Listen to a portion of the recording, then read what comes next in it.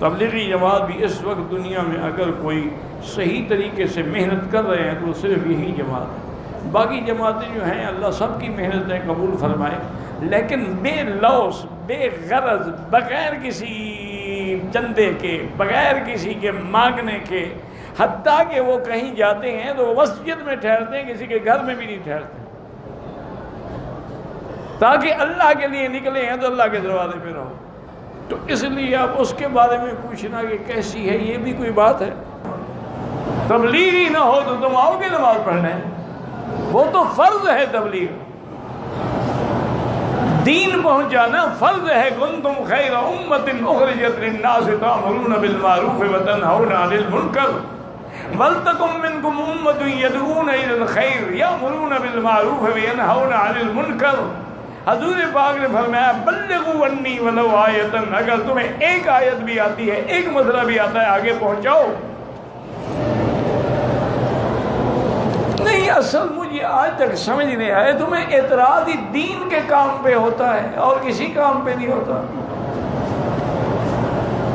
وہ بیچارے 40 دن کے لیے رہتے ہیں، او جی بیوی بچوں کو چھوڑ گیا، یہ جو 2 سال کے لیے چھوڑ کے آئے ہوئے اقامے پر، ان کی بیوی بچوں کا کیا ہوگا؟ ان پر کوئی اعتراض نہیں۔ اصل مسئلہ کیا ہے؟ دین کا کام کوئی نہ کرے۔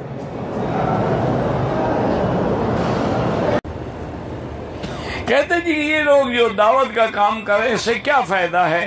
اس سے یہی فائدہ ہے کہ لاکھوں لوگ نمازی بن گئے، لاکھوں لوگوں کا کلمہ ٹھیک ہو گیا، لاکھوں لوگ اسلام کی طرف لوٹ آئے، اسی لیے تو تمہیں چڑھ ہے۔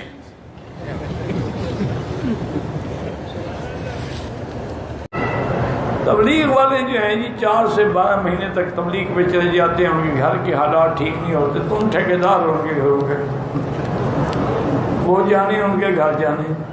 یہ لوگ جو 2 سال کے کنٹریکٹ پہ یہاں آئے ہوئے ہیں، ان کے گھر کے حالات کا ذمہ دار کون ہے؟ ان پر تو کبھی اعتراض نہیں کیا، اعتراض دین پہ ہوتا ہے۔ انا للہ و انا، اللہ ان کی مدد کرتا ہے۔ میرے اپنے دوست ہیں میرے، انہوں نے کہا ہم 2 بھائی ہیں، میری 6 مربع زمین ہے، میرے بھائی کی بھی 6 مربع زمین، میں نے 3 مربع کپاس لگائی، اس نے بھی 3 مربع کپاس لگائی۔